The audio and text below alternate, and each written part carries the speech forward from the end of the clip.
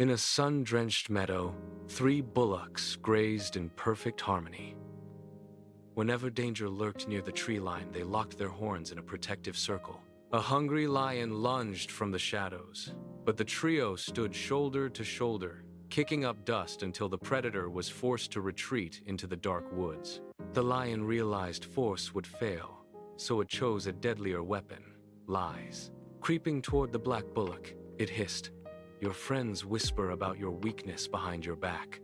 The bond snapped instantly.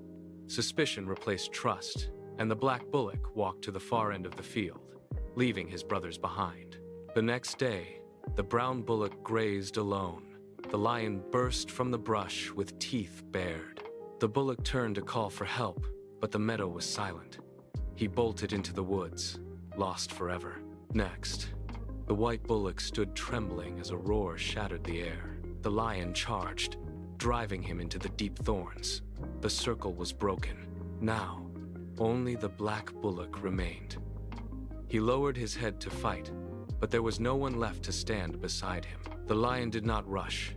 It circled its solitary prey before the final pounce.